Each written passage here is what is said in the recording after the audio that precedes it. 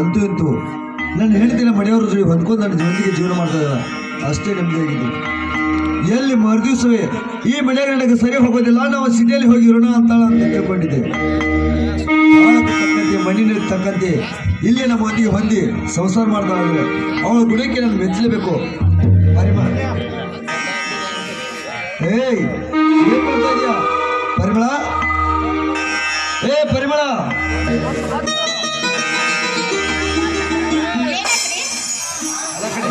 ಒಳಗಡೆ ಏನ್ ಮಾಡ್ತಾ ಇದ್ದೀವಿ?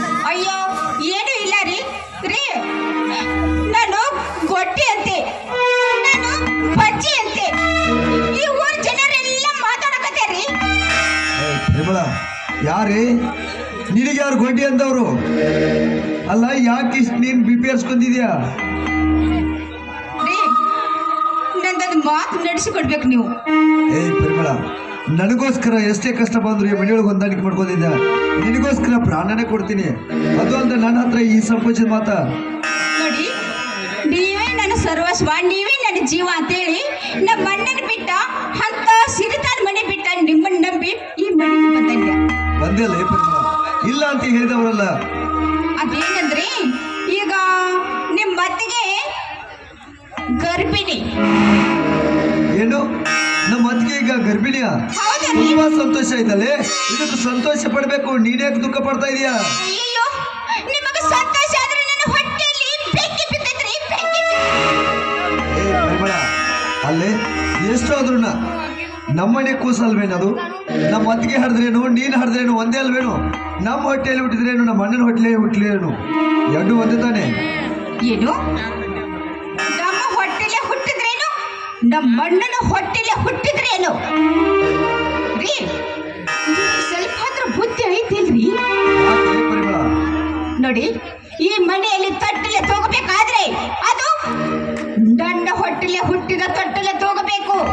ಪರಿಮಳ, ನೀನು ತಲೆ ನೆಟ್ಟಿಗೆ ಇದೆಯಲ್ಲೋ. ಮಕ್ಕಳಂದ್ರ ನಾವು ಬೇಕಂದಾಗ ಹುಟ್ಟೋದಿಲ್ಲ, ಅದು ಆ ಭಗವಂತನ ಕೈಲಿ ಇರ್ಬೇಕದು.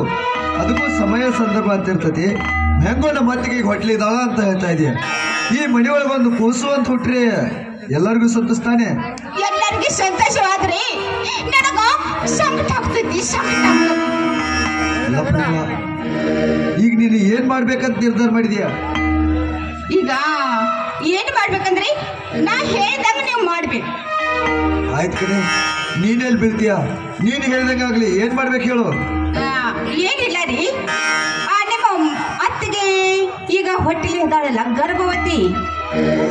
ಆ ಕೂಸು ಈ ಭೂಮಿಗೆ ಬರಬಾರ್ದು. ಏನ್ ಹೇಳ್ತಾ ಇದ್ದೀನಿ? ಶಿಶು ಹತ್ಯೆ ಮಹಾಪಾಪಕ್ಕೆ ಗುರಿ ಅಂತಾರ.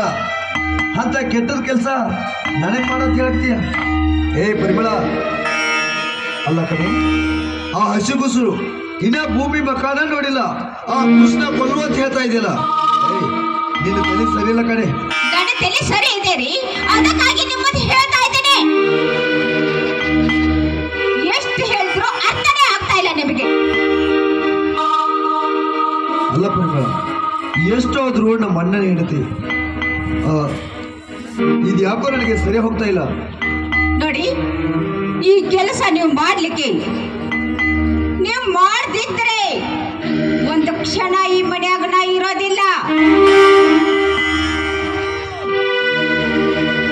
ಆಯ್ತು, ಈಗ ಏನಾಗ್ಬೇಕು? ನಮ್ಮ ಅತ್ತಿಗೆ ಹೊಟ್ಟೆಯಲ್ಲಿ ಬೆಳೆತಿರುವ ಕೂಸು ಈ ಭೂಮಿ ಮುಖ ನೋಡಬಾರ್ದು. ಹೌದು ರೀ, ಅಷ್ಟೇ ತಾನೇ?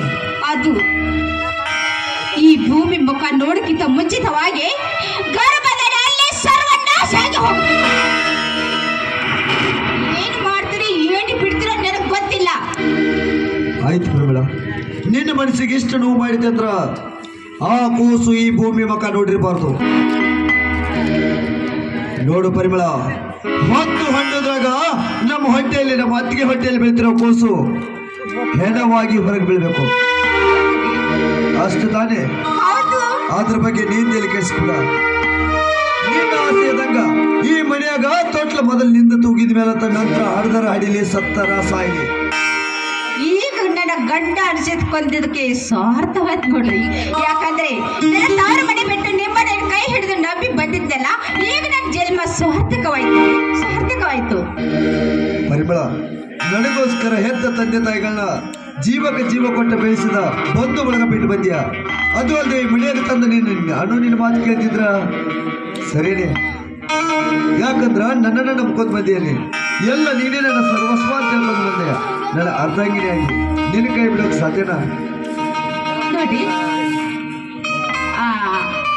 ಈಗ ನನಗೆ ತುಂಬಾ ಸಂತೋಷ ಆಗ್ತಿದೆ ರೀ. ಅಲ್ಲ ಕಡೆ, ಸಂತೋಷ ಆದ್ರೆ ಇದೇ ಸಂತೋಷ ಒಂದು ಸಿಹಿಮುತ್ತ ಆದ್ರೂ ಕೊಡ್ಬಾರ್ದ? ಹೌದಾ? ಹೌದ್ ಕಡೆ.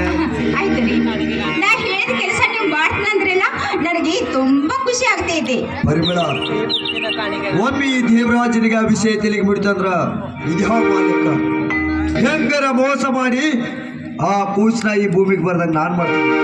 ಅದ್ರ ಬಗ್ಗೆ ನೀ ತಲೆ ಕೆಡಿಸ್ಕೊಳ್ಬೇಡ. ಈ ಮನೆಯಾಗ ತೊಟ್ಟಲ ಭಾಗ್ಯ ಅಂತ ಕಟ್ಟಿರ ಅದು ನಿನ್ನ ಕೂಸನ ಆಗಿರ್ಬೇಕ. ಅಲ್ಲಿವರೆಗಿನ ಮಾತಿಗೆ ಒಳಗ ಇನ್ನ ಹತ್ತು ಕೂಸನ ಹೆತ್ರನು ಆಕಿ ಭೂಮಿ ಮೇಲೆ ಪಂಜಿ ಆಗಿರ್ಬೇಕು. ಈ ಮನೆಯೊಳಗೆ ನೀನು ಕೂಸನ ಎತ್ಕೊಂಡು ಆಳಿಸುವವರೆಗೆ ಆಕಿ ಗೊಂಟಿಯಾಗಿ ಉಳಿದಿರ್ಬೇಕು. ರಾಜ, ಹಾಗಾದ್ರೆ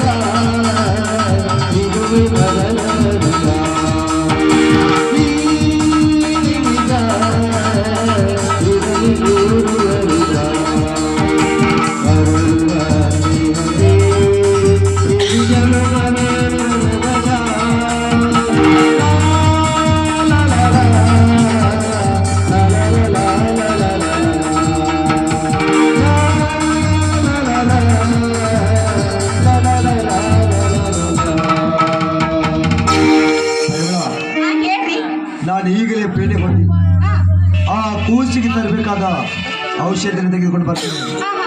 ಅಷ್ಟ್ರಾಗ ನಮ್ಮ ಅತ್ತಿಗೆನ ಯಾವುದಾದ್ರೂ ಊಟ ಸಮಯ ನೋಡಿ ನಾನು ತಂದುಕೊಂಡ ಮಾತ್ರೇನ ಅವಳು ತಿನ್ನೋದ್ರಲ್ಲಿ ಅಲ್ಲಿ ಕುಡಿಯೋದ್ರಲ್ಲಿ ಕುಡಿಸಿ ಆ ಕೂಸ ನಾಳೆ ಮುಂಚೆ ಹುಟ್ಟ ಸೂರ್ಯನ ಹೆಣ ನೋಡಿರ್ಬೇಕ. ಆಯ್ತು